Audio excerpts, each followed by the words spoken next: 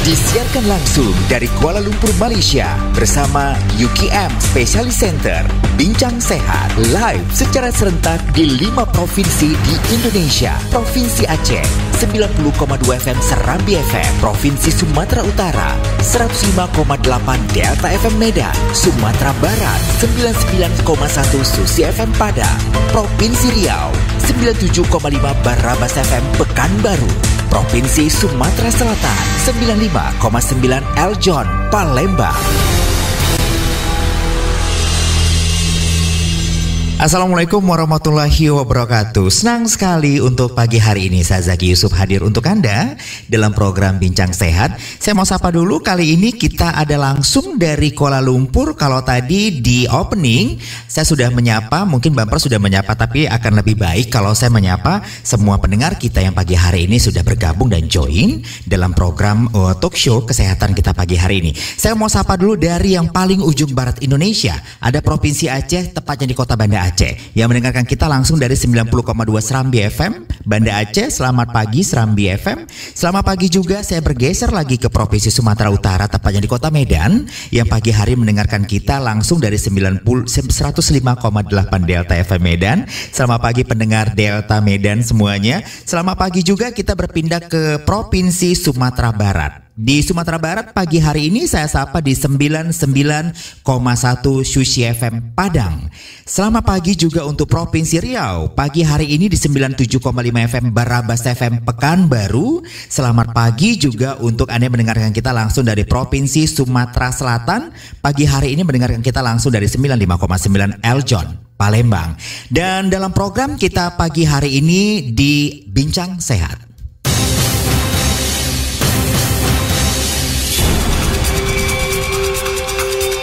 Oke, pagi hari ini saya senang sekali saya berhasil dipertemukan dengan dua profesor berbicara tentang perawatan IVF di UKMC Kuala Lumpur, Malaysia. Sebelumnya saya ingin memperkenalkan dulu dua narasumber saya pagi hari ini. Kalau yang pertama mungkin yang sudah mengikuti sesi saya di Move Radio, mungkin sudah sempat sedikit tahu dengan Prof. Kadir ya untuk pagi hari ini. Selamat pagi Prof. Kadir. Selamat pagi Bang Zaki. Saya kenalkan dulu kalau Prof. Kadir adalah association ya, benar ya? Prof. Dr. Abdul Kadir, beliau adalah obstetrik dan juga ginekologi departemen dan juga konsultan obstetrician, ginekologis dan juga reproductive medicine. Ya benar. Baik. Selain ada Prof. Kadir, saya juga menyapa, ini sepertinya Profnya juga masih muda seumuran saya. Jadi enjoy sekali datang ya, langsung ketemu. Kali ini juga ada Asok Profesor Dr. Muhammad Azrai Abu. Beliau adalah obstetrik dan juga ginekologi dari departemen dan juga konsultan obstetrician, ginekologis dan juga reproductive medicine dan juga oncofertility dari UKMC Kuala Lumpur, Malaysia. Betul, baik, selamat pagi dua Prof kita pagi hari ini. Saya yakin kalau topik kita pagi hari ini juga banyak ditunggu oleh masyarakat Indonesia. Terlebih lagi pagi hari ini kita disiarkan secara langsung di 5 provinsi di Indonesia.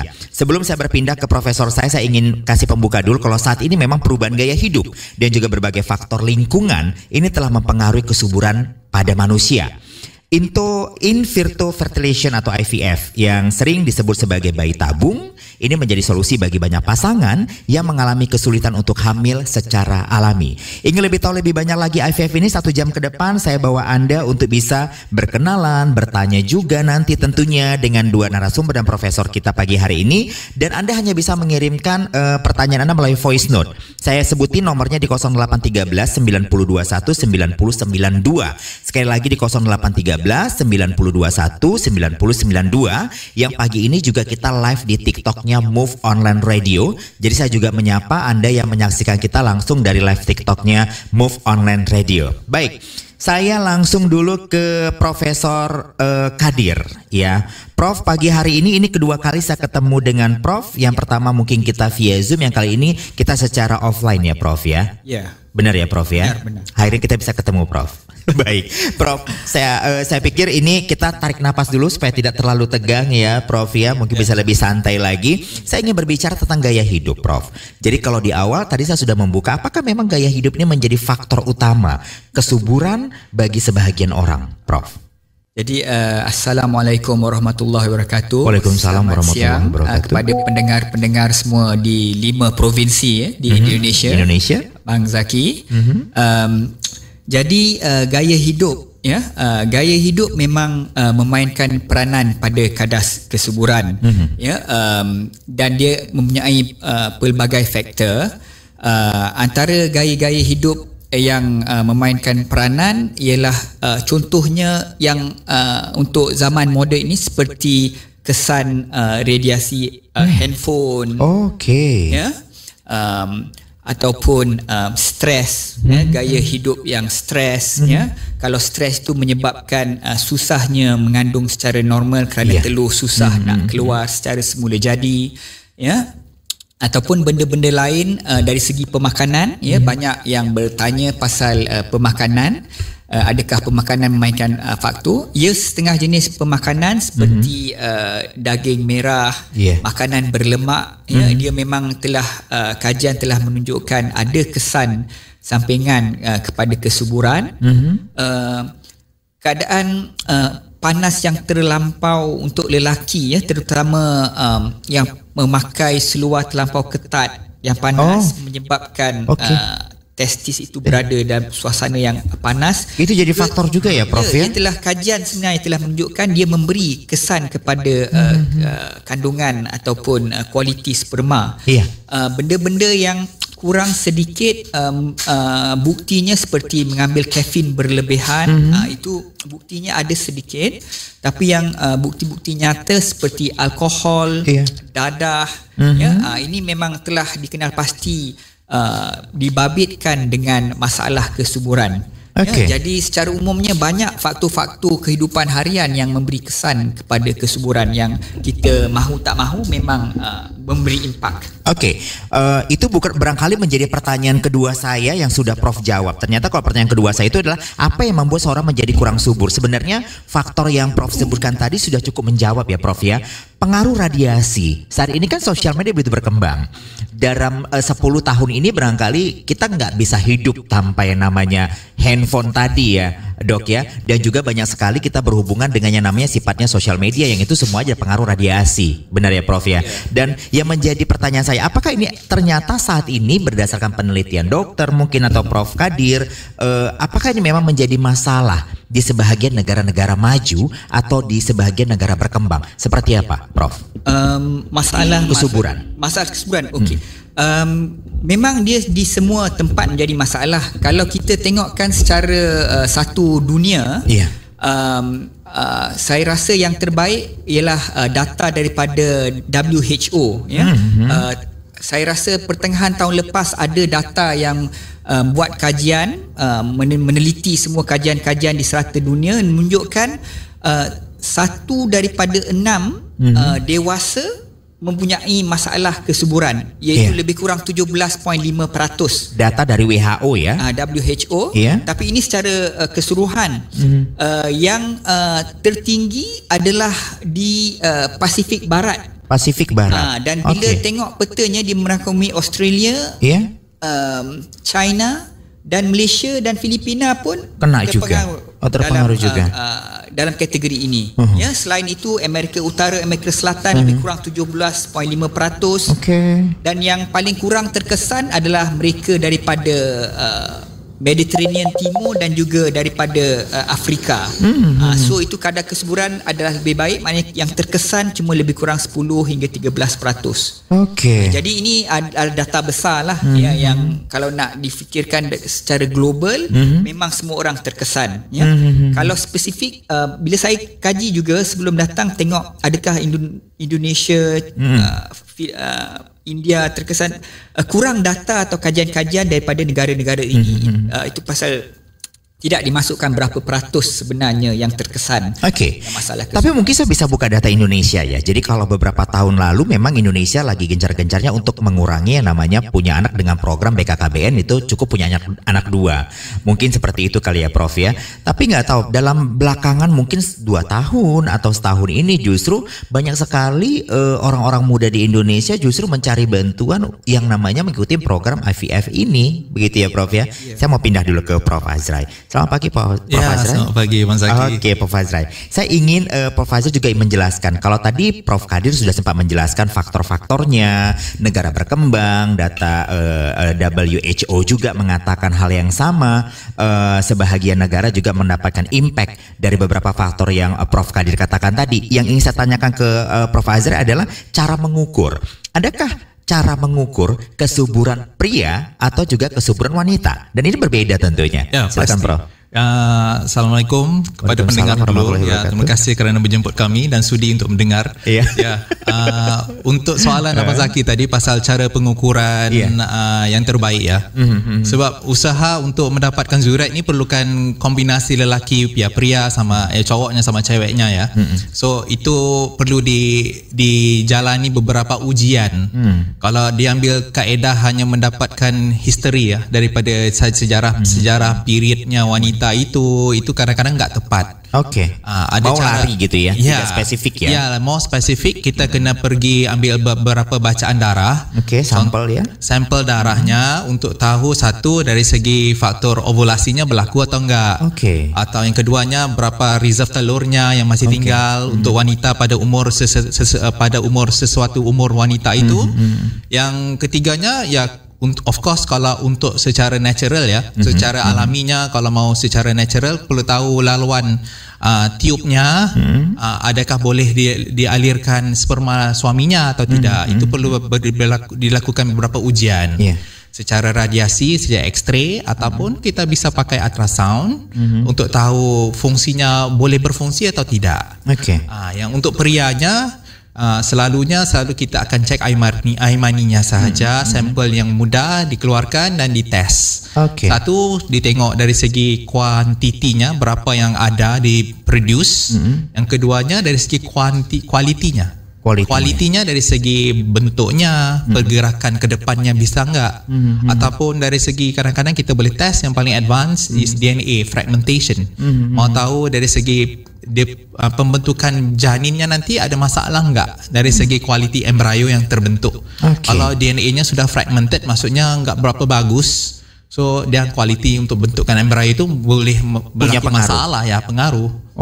Itu antara faktor yang kita boleh tengok dan kita usaha dari cara mana. Kalau dari segi wanitanya masalah, kita usaha ada caranya. Kalau dari segi lelaki ada caranya sendiri. Berarti yang Prof. Fazrai mengatakan bahwasanya tidak serta-merta segampang itu bisa mengukur yang namanya kesuburan pria atau juga wanita.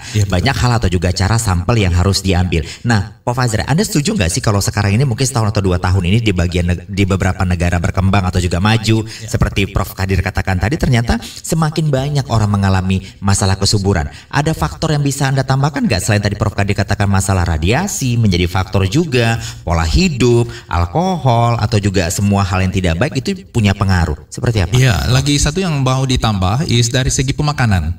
Pemakanan kita ya selalunya fast food ya, semua canned food. Semua ini a lot of inflammation. Ada oxidative stressnya tinggi. So dia banyak membentuk inflamasi di bahagian ovary, di bahagian testis, so memusnahkan kualiti dan kuantiti telur dan sperma yang diproduce.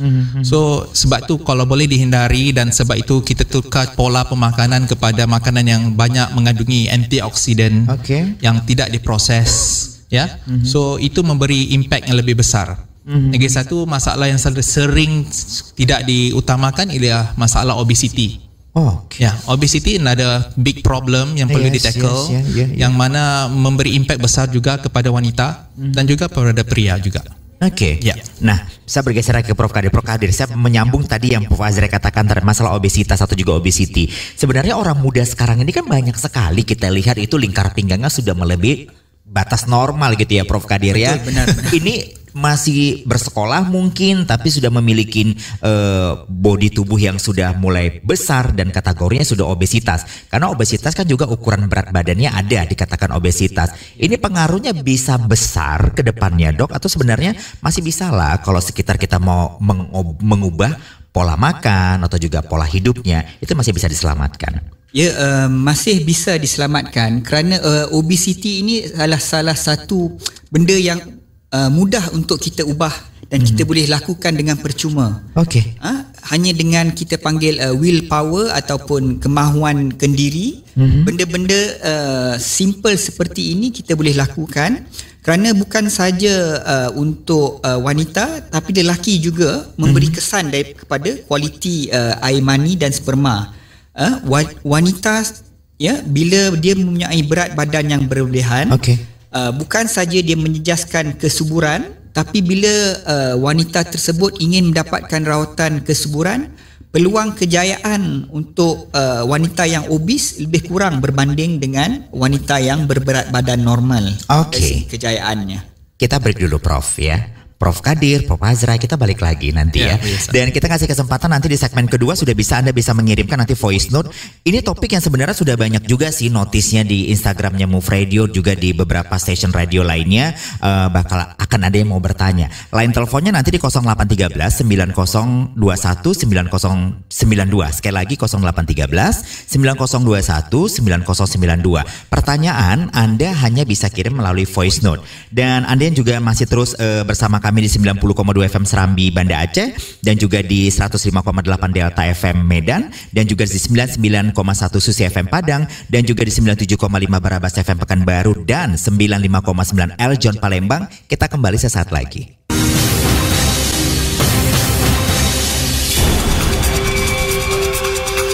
Oke, kita kembali lagi di Bincang Sehat. Senang sekali pagi hari ini saya dapat note dari beberapa pendengar mungkin yang langsung masuk ke WhatsApp saya. Saya mau sapa juga, selamat pagi Mbak Yulia yang sudah dengarkan kita langsung dari 105,8 Delta FM pagi hari ini ya. Semoga pekerjaannya sukses dan lancar di jalan.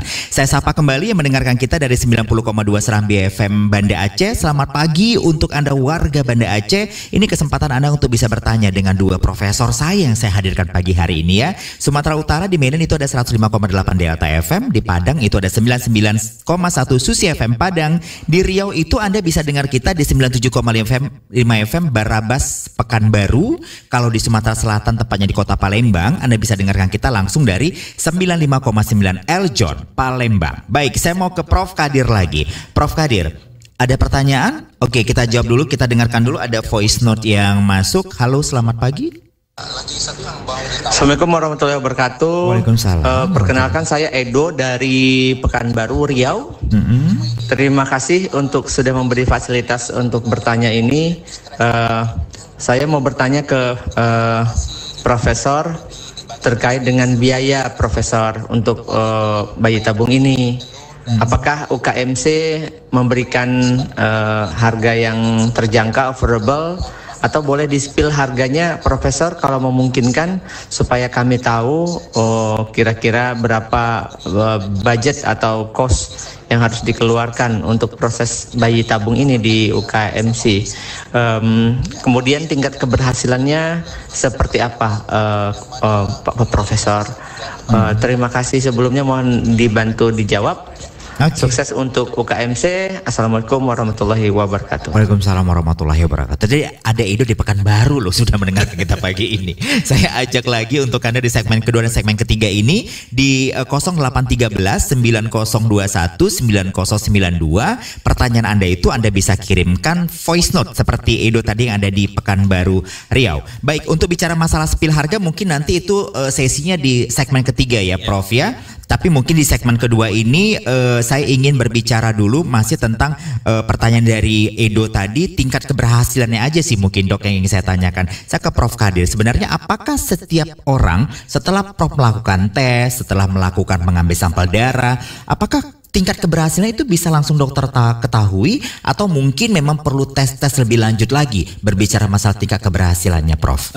Tingkat keberhasilan sebenarnya kita boleh tengok bagaimana penilaian dibuat ya, sama ada untuk satu center ataupun yang lebih mudah saya selalu nyatakan setiap pasangan itu berlainan ya. Betul. Kalau secara umum kalau pergi ke mana-mana center ya, kalau macam center kita pun kalau kita kata mungkin 35% untuk dapat bawa balik anak ya, tapi untuk pasangan tersebut kita kan perlu nilai sama ada dia dalam golongan yang lebih rendah atau lebih tinggi. Betul, pasal banyak faktor yang kita perlu jelaskan kerana nilai yang kita bagi adalah secara umum. Tapi kalau pasangan tersebut datang pasangan wanitanya umur lebih 40, dia berkurangan kerana itu merupakan faktor yang besar.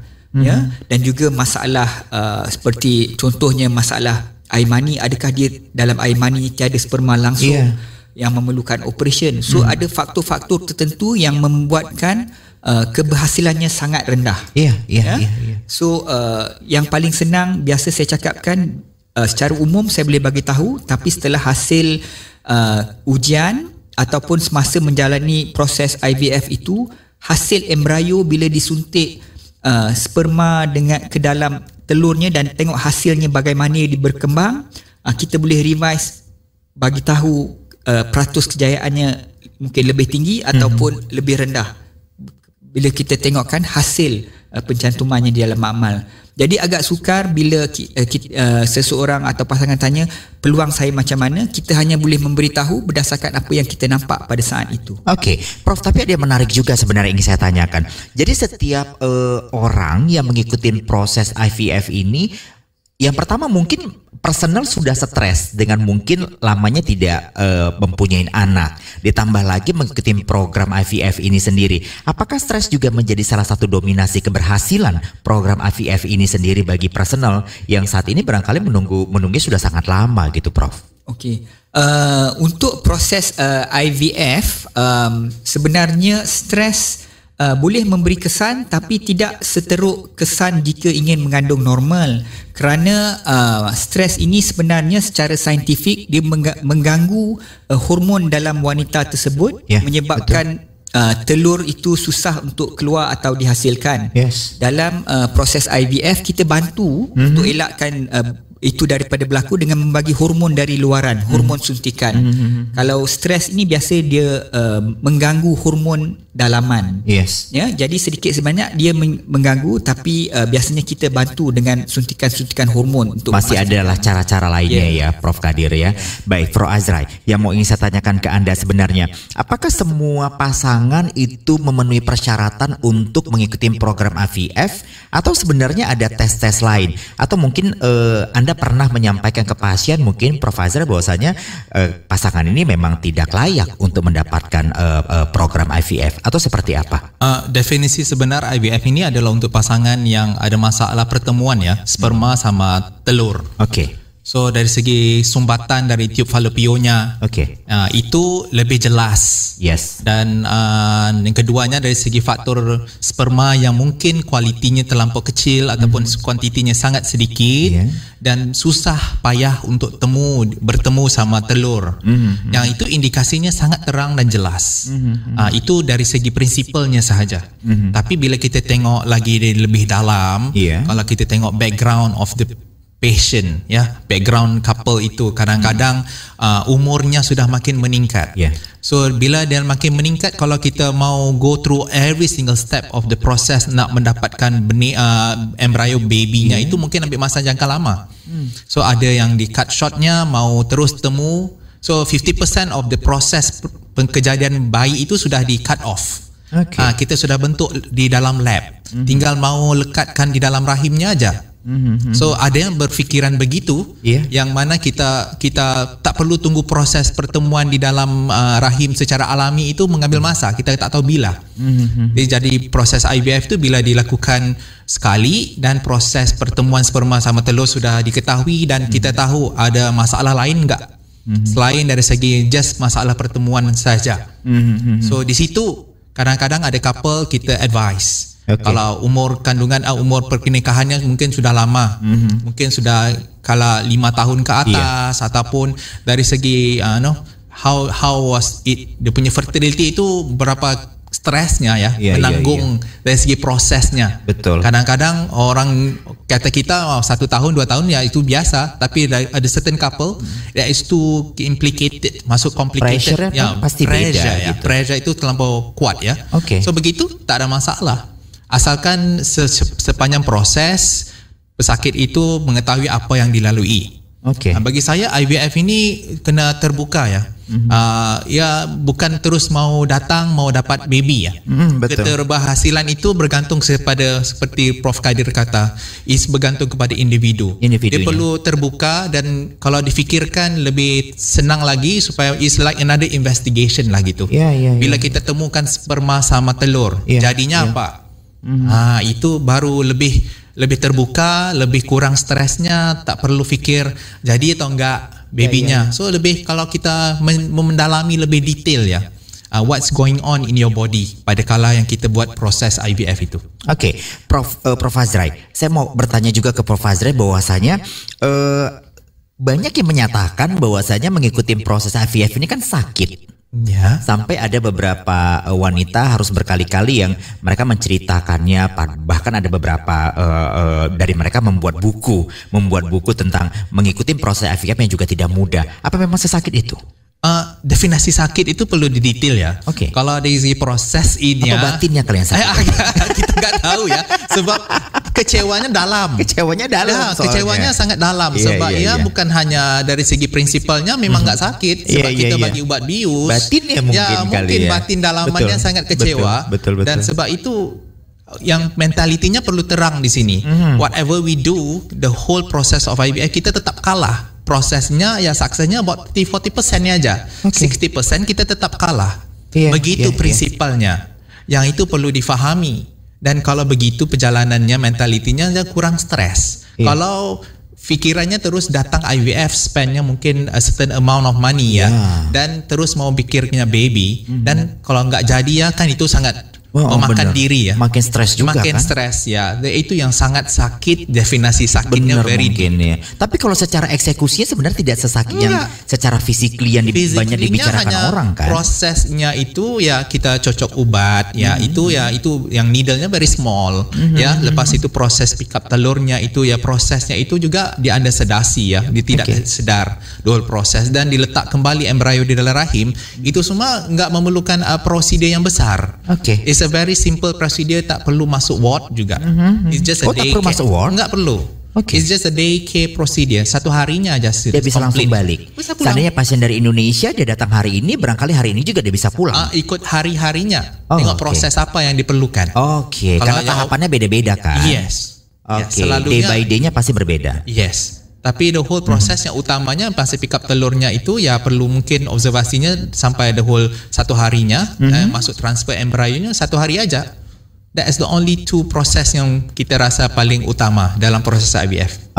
Kita jawab dulu ada pertanyaan ini Profesor. Ini sepertinya Indonesia sangat tertarik sekali kalau berbicara masalah ini ya, Prof ya. Selamat pagi Mas Jaki, saya selamat pagi juga Prof. Katanya saya Ririn dari kota Tebing Tinggi. Ini kota Tebing Tinggi ini ada di Sumatera Utara ya.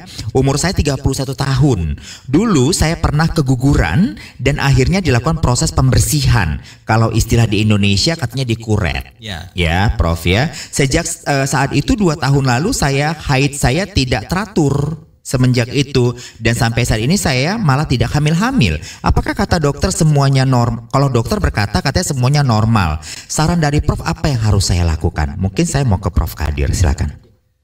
Jadi ini adalah satu history yang biasa kita dapat.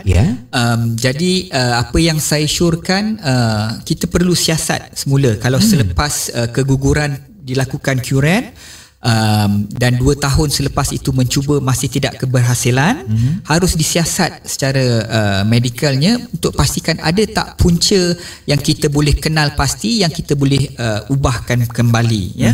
Contohnya kenapa keguguran, selepas dicuci adakah berlaku jangkitan selepas itu yang boleh menjejaskan tiub pengaliran sperma, ataupun adakah berlaku perlekatan di dalam daripada proses kuret, ataupun sekarang diberitahu periodnya sudah tidak teratur, adakah itu masalah lain berkaitan dengan kitaran haid dan kitaran hormon di dalam badan itu sendiri.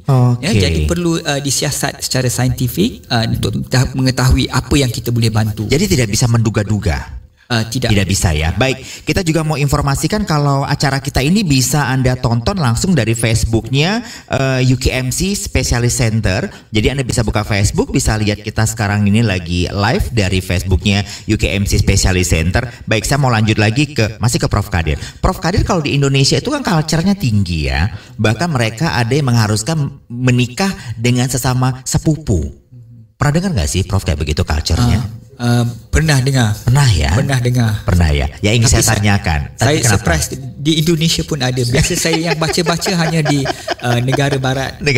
Di Indonesia banyak Prof, karena memang adat istiadatnya kan juga cukup tinggi. Jadi ada beberapa adat istiadat atau culture itu yang mengharuskan menikah dulu, memilih dari sepupunya, baru ke pasangan yang lain untuk dicari. Pertanyaan saya, faktor genetik seperti ini karena mungkin pernikahan sepupu, apakah ini mendominasi juga dalam proses kesuburan atau mungkin faktor genetik yang turun-temurun? Apakah ini ada faktor atau sebenarnya kalau berdasarkan data tidak ada faktor hal itu sama sekali?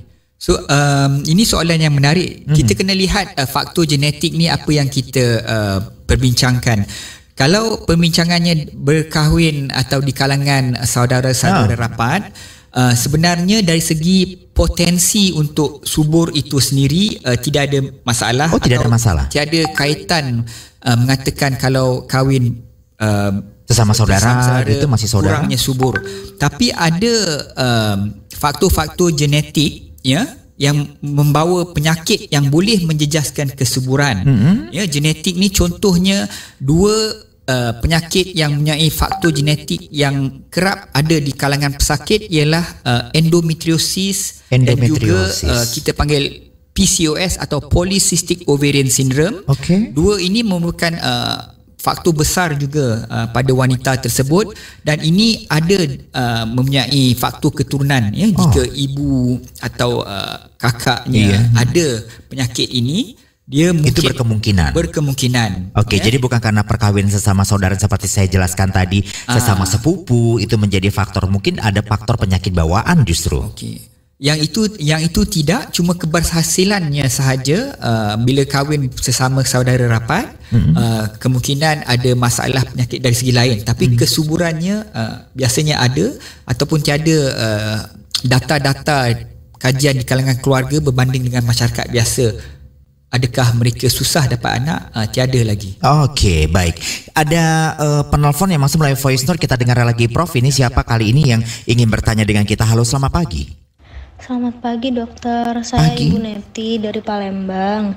Izin bertanya dokter, kira-kira olahraga apa yang direkomendasikan untuk calon ibu yang sedang menunggu kehamilan? Terima kasih. Ini berbicara olahraga, saya mungkin mau ke Prof. Azrai.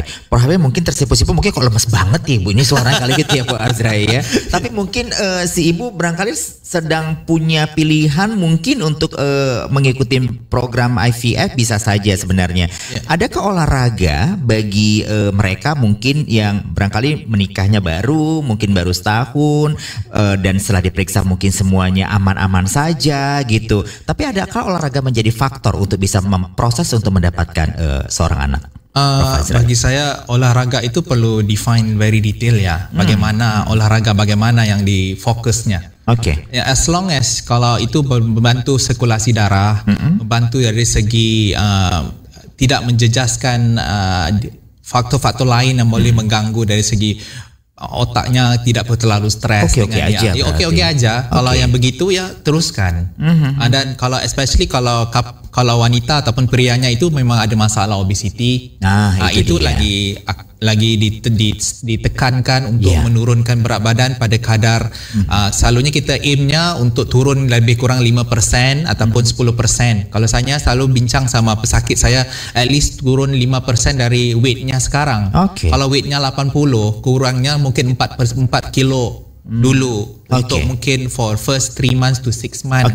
Baik. Itu pertanyaan Ibu Eti sebenarnya boleh-boleh aja, apalagi kalau memang sedang obesitas ya, Prof ya.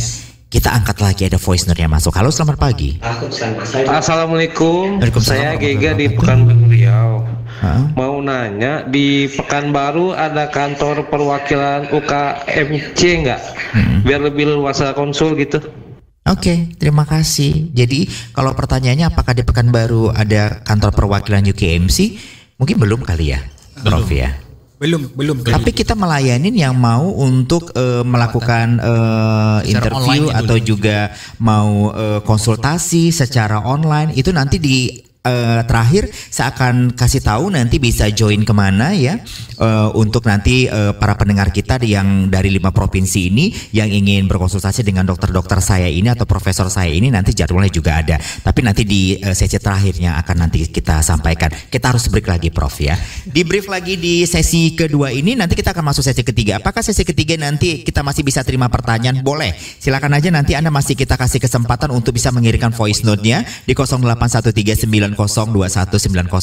Sekali lagi di 081390219092. Bincang saya akan kembali sesaat lagi.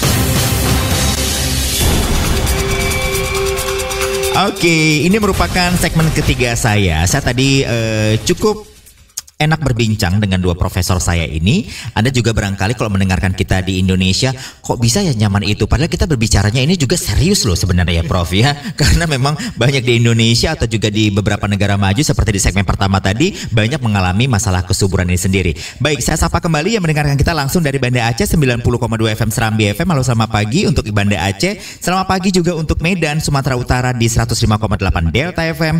Untuk Padang di Sumatera Barat 99,1 Sushi FM Padang. Untuk Riau, Barabas, Pekanbaru ini ada di 97,5, dan untuk di Sumatera Selatan tepatnya di Kota Palembang Anda bisa dengar kita di 95,9 El Jon Palembang. 081390919092 itu line yang bisa Anda gunakan untuk Anda bisa mengirimkan voice note. Sudah ada voice note yang masuk? Produser? Ada? Oke, kita dengarkan. Halo, selamat pagi. Selamat pagi. Prof. Ini mau tanya, saya Yunita dari Palembang. Mau bertanya nih Prof, apa persiapan biologis pasangan yang penting sebelum melakukan IVF? Apakah perlu ada makanan khusus atau aktivitas khusus? Terima kasih Prof. Terima kasih Ibu Yunita yang ada di Kota Palembang, Sumatera Selatan. Sudah mengirimkan voice note-nya. Ada persiapan biologis nggak sih Prof? Prof Kadir, silakan untuk pasangan yang akan melakukan IVF. Okey, untuk pasangan ni untuk membuat persediaan melakukan IVF, biasa kita nasihati untuk ambilkan suplemen-suplemen ya yang kita selalu sarankan sekurang-kurangnya folic acid ya. Suplemen lain boleh juga diambil seperti vitamin D, kalsium, dan di pasaran sebenarnya banyak ubat-ubatan yang ada campuran vitamin suplemen. Ini boleh membantu dari segi kesihatan ibu dan juga faktor kejayaan. Tapi apakah perlu ada kawalan dari dokter untuk setiap pasangan yang ingin mengkonsumsi suplemen itu sendiri supaya tidak asal konsumsi gitu kali Prof? Okey. Kebanyakan produk-produk ini dikategori sebagai suplemen. Okay. Jadi suplemen adalah kita panggil over the counter ubat yang boleh diberi dari kaunter. Hanya ubat-ubat tertentu yang perlukan preskripsi doktor. Ya, kebanyakannya persediaan hanya supplements. Oke. Nah, tapi ada yang menarik tadi kita cerita nih ya Prof ya, bahwasanya tidak sedikit juga orang muda sekarang ini terkena penyakit diabetes. Usianya masih muda, sudah terkena diabetes, tapi masih punya keinginan juga untuk ingin memiliki anak atau mengikuti program IVF sendiri. Ada catatan tersendiri untuk penderita diabetes ini sendiri, Prof Kadir? Apa yang harus dilakukan oleh mereka sebelum mengikuti program namanya IVF?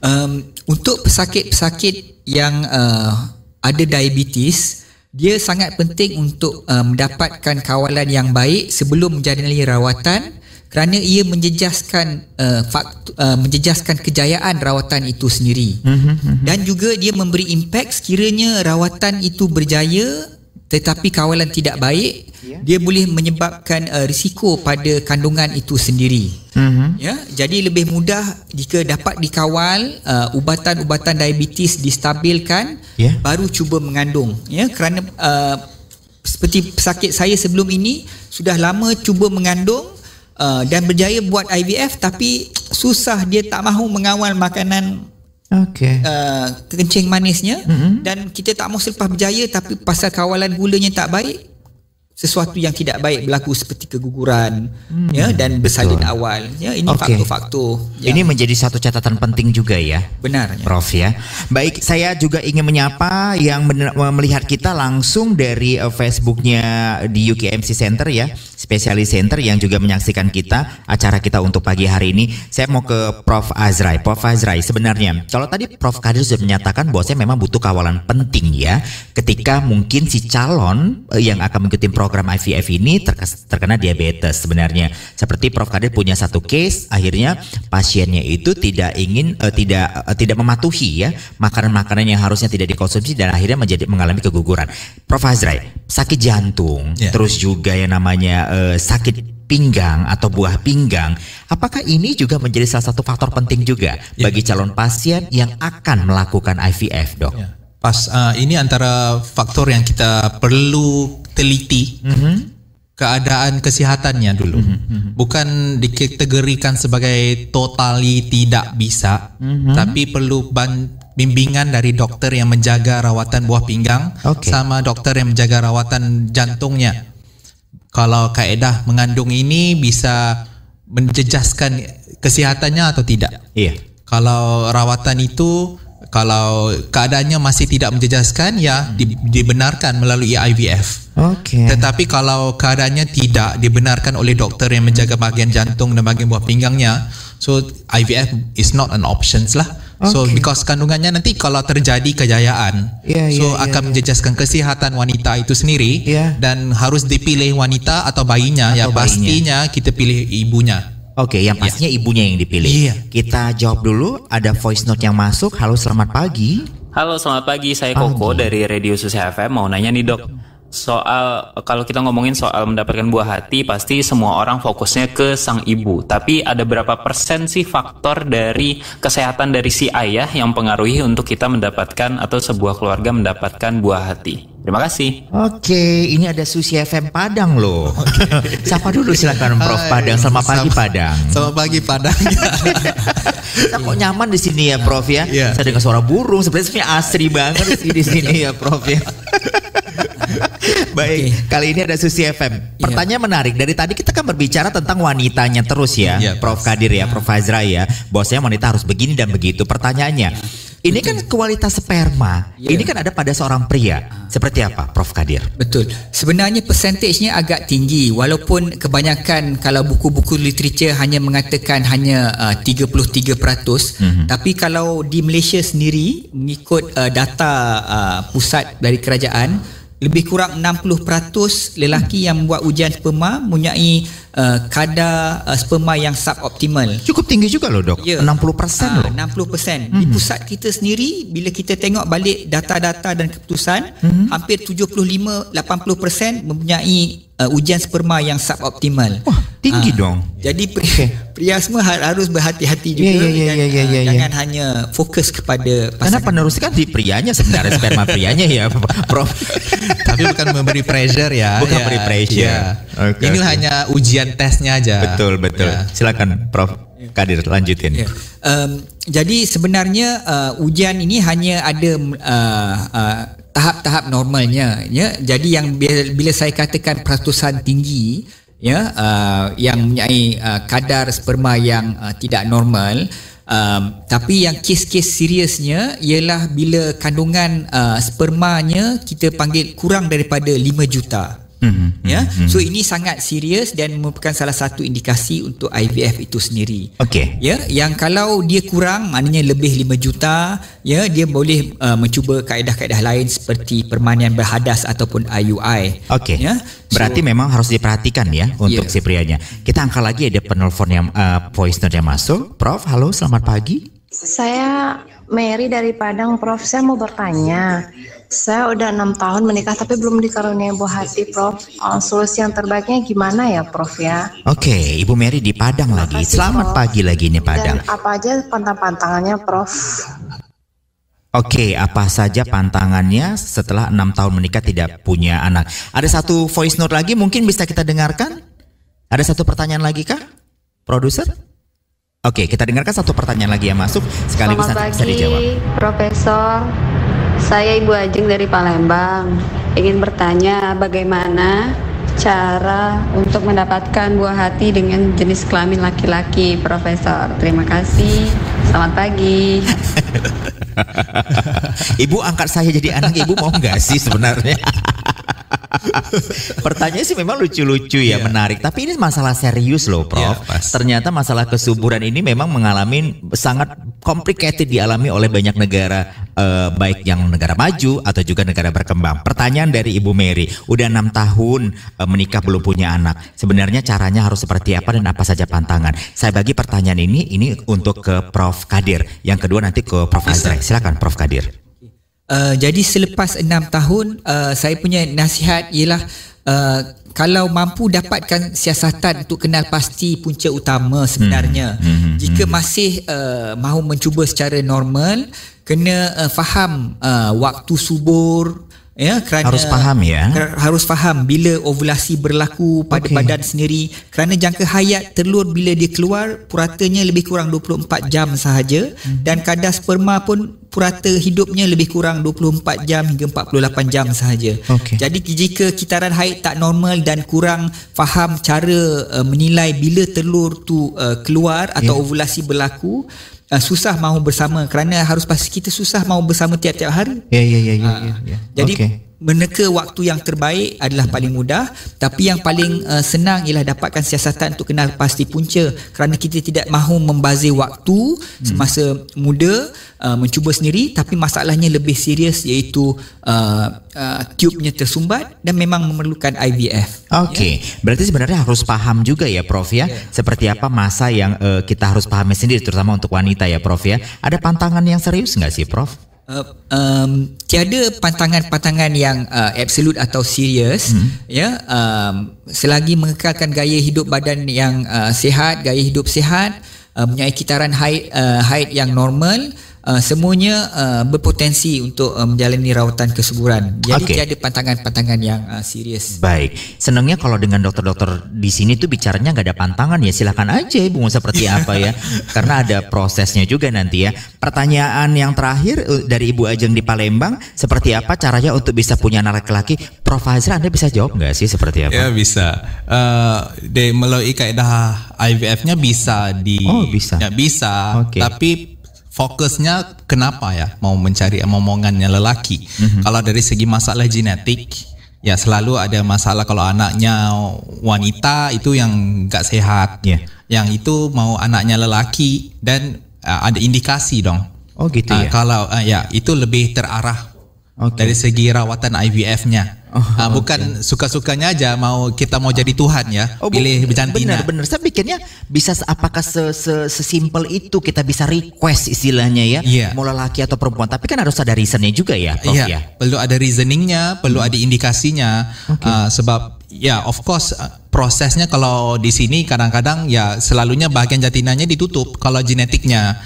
Sebab itu mengawal ya, itu sebab kita mengawal Tuhan, itu kita menjadi Tuhan yang pilihnya jantinanya. Betul. Itu unless is indicated ya, unless itu keperluan untuk kita tahu kenapa kalau masalah anak, kalau wanitanya, anak lelaki perempuannya, kalau mungkin ada masalah genetik, ya itu lebih fokus.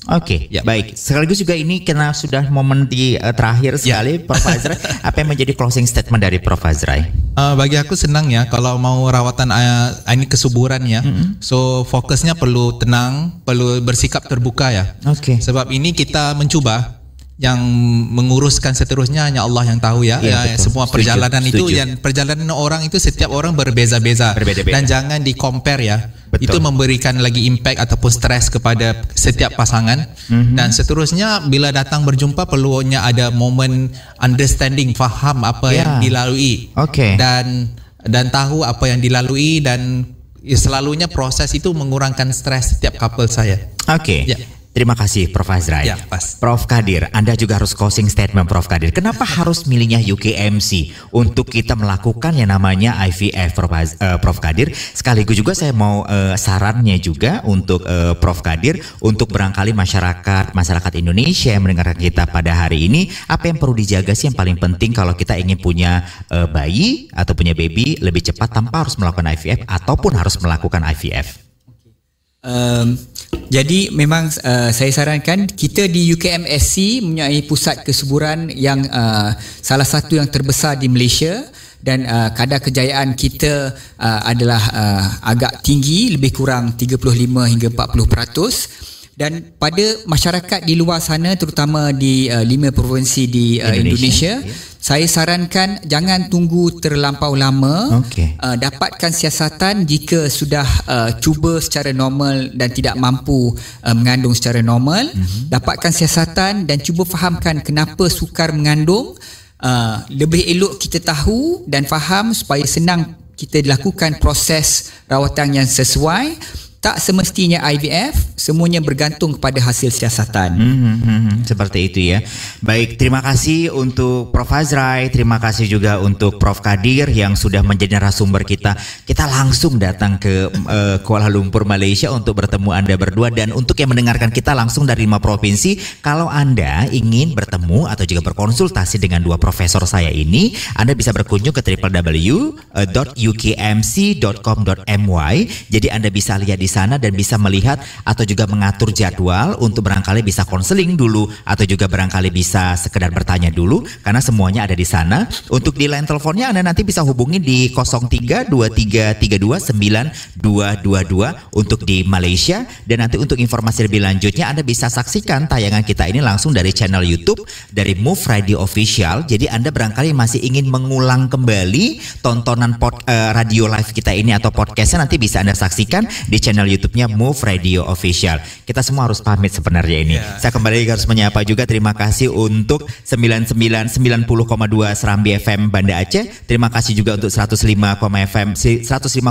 Delta FM Medan. Terima kasih juga untuk 99,1 Sushi FM Padang. Terima kasih juga untuk 97,5 FM Barabas FM Pekanbaru Riau. Terima kasih juga untuk 95,9 Eljon Palembang yang ada di Sumatera Selatan, dan juga di www.moveonlineradio.com.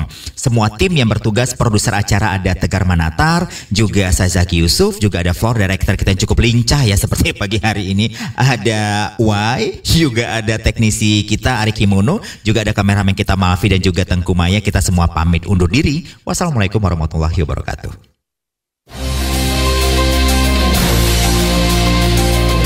Demikian bincang sehat kita langsung dari Kuala Lumpur, Malaysia bersama UKM Specialist Center, live secara serentak di 5 provinsi di Indonesia. Provinsi Aceh 90,2 FM Serambi FM, Provinsi Sumatera Utara 105,8 Delta FM Medan, Sumatera Barat 99,1 Susi FM Padang, Provinsi Riau 97,5 Barabas FM Pekanbaru, Provinsi Sumatera Selatan 95,9 Eljon Palembang.